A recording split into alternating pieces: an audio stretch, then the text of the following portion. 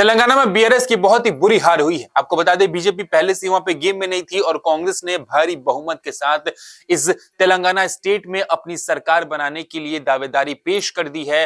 तेलंगाना में कांग्रेस की जीत हुई है और बीआरएस की हार हुई है, लेकिन इसी हार में कई वजह होंगी जिसकी वजह से बीआरएस इस स्टेट से वापस जा रही है। ऐसा पहली बार हुआ है तेलंगाना बनने के बाद बीआरएस के बजाय कोई और पार्टी अब यहाँ पे सरकार बनाने जा रही है, यहाँ के सत्ता पे काबिज होने जा रही है। ऐसे में सवाल ये उठता है कि तेलंगाना में बीआरएस कहां पे चुकी है। वो 4 फैक्टर्स जहां पे बीआरएस चुकी है, क्या वो फैक्टर्स बेरोजगारी को लेकर था, क्या वो एंटी इनकम्बेंसी था, क्या असदुद्दीन ओवैसी से हाथ मिलाना था, या फिर मुस्लिम वोटर्स का उनके साथ से जाना था, या फिर लोगों के मन में ये बैठना था कि बीआरएस बीजेपी के साथ आने वाले टाइम में मिल जाएगी। क्योंकि आपको याद होगा वो दिल्ली लिकर केस जिसमें के कविता का नाम आया था, केसीआर की बेटी का नाम आया था, लेकिन उनको जेल नहीं हुई और वहीं से मुस्लिम वोटर्स के मन में ये बातें बैठने लगी थी कि क्या बीआरएस जो है आगे चल के बीजेपी से हाथ मिला सकती है। क्या उस धोखे की संख्या में यहाँ पे बीआरएस को बहुत बड़ा झटका लगा है। वहां के मुस्लिम वोटर्स ने उनका साथ नहीं दिया है। ओवैसी के साथ आने के बाद भी बीआरएस वहां पे हारती नजर आई और हार गई आखिर में तेलंगाना चुनाव को। अब ऐसे में हम आपको बताने जा रहे हैं वो 4 फैक्टर्स जिसने बीआरएस को इस चुनाव में हार दी है। सबसे पहला है भ्रष्टाचार की वजह से जनता परेशान। राज्य की सत्ता पर लगातार बने रहने की वजह से भ्रष्टाचार के मामले सामने आए। राज्य में ट्रांसफर पोस्टिंग में भी लेन देन की खबरें सामने आने लगी। राज्य कर्मचारी की सैलरी समय पर नहीं मिल रही थी। करीब 1 साल पहले पार्टी ने जिलों में तैनात रेवेन्यू ऑफिसर्स को 35-35 लाख की महंगी एसयूवी राज्य सरकार द्वारा गिफ्ट की गई।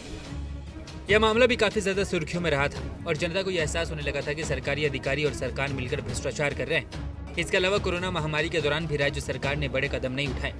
इन वजहों से भी केसीआर का कद लगातार कम होता गया और अंत में पार्टी को हार का सामना करना पड़ा। दूसरी सबसे बड़ी वजह है एंटी इनकम्बेंसी। राजनीतिक जानकारों का मानना है कि पिछले 2 कार्यकाल तक केसीआर सत्ता में थे। इसी के साथ सत्तारूढ़ बीआरएस को साल 2023 में एंटी इनकम्बेंसी का सामना करना पड़ा। राज्य में करीब 30 से 40 विधायकों के खिलाफ सत्ता विरोधी लहर पहले से थी। इसके बावजूद केसीआर ने उनको चुनावी मैदान में उतारा। पार्टी के मुखिया केसीआर का यह दावा उनके ऊपर ही भारी पड़ गया। अगला है टीआरएस से बीआरएस होना और केंद्र की राजनीति में जाना। तेलंगाना राष्ट्र समिति यानी टीआरएस का नाम बदलकर केसीआर ने हाल ही में बीआरएस कर दिया और बीआरएस से उनकी हार की वजह बनता दिख रहा है। राष्ट्र स्तरीय राजनीति में एंट्री करने के लिए केसीआर ने टीआरएस का नाम बदलकर भारत राष्ट्र समिति यानी बीआरएस कर दिया था। जानकारों का कहना है कि केसीआर के इस फैसले से स्थानीय लोगों में काफी ज्यादा नाराजगी देखने को मिली थी, जिसका हर्जाना उन्हें 2023 के चुनाव में भुगतना पड़ा। अगला और सबसे इम्पोर्टेंट फैक्टर है अल्पसंख्यक वोटरों का रुझान। तेलंगाना में करीब 13% मुस्लिम आबादी है।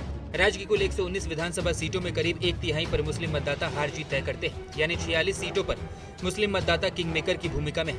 राष्ट्रीय स्तर पर कांग्रेस की अगुवाई में बन रही व्यापक सियासी रणनीति और बीआरएस पर बीजेपी की बी टीम होने का भी आरोप लगा, जिसकी वजह से अल्पसंख्यक वोटर्स कांग्रेस की तरफ बढ़ते चले गए। इसलिए एआईएमआईएम का सपोर्ट भी बीआरएस को नहीं बचा सका और 2023 के चुनाव में बीआरएस को कड़ी हार का सामना करना पड़ा। नमस्कार, मैं हूं मानक गुप्ता। अगर आपको हमारा ये वीडियो पसंद आया हो तो इसे लाइक और शेयर जरूर करें और हाँ, हमें सब्सक्राइब और फॉलो करना ना भूलें ताकि आप देश और दुनिया की कोई खबर मिस ना करें। तो जुड़े रहिए हमारे साथ और देखते रहिए News 24।